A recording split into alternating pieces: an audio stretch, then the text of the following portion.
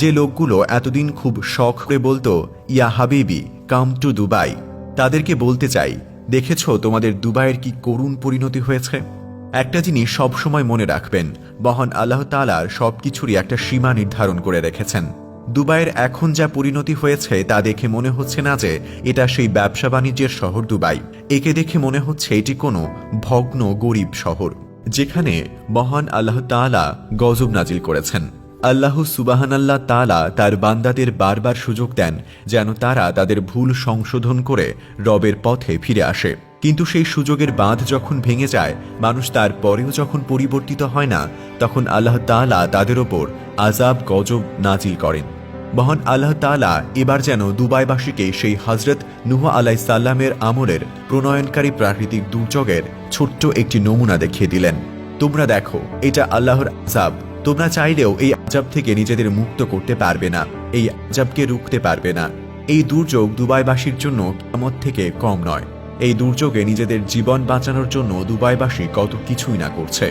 যখন তুফান আসলো তখন কারো কোনো খেয়াল ছিল না। কেউ ভাবছিল না আমার দামি লাক্সারিয়ার গাড়িটা কোথায়, আমার ফ্যামিলির লোকজন কোথায়। সবাই ব্যস্ত ছিল নিজেকে বাঁচাতে। আপনি একটু ঠান্ডা মাথায় ভাবুন, এটা কি কিয়ামতের আলামত নয়?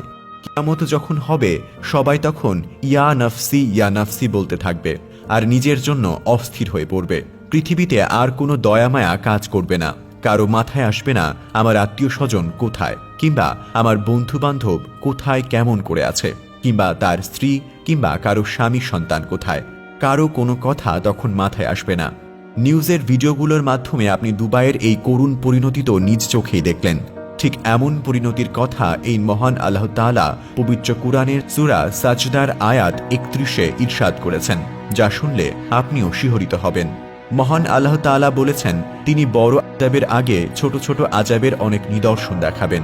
আল্লাহ তাআলা এমনটা করবেন যেন এগুলো দেখে তার বান্দাদের শিক্ষা হয় এবং তার বান্দারা যেন শিক্ষা নিয়ে রবের পথে ফিরে আসতে পারে।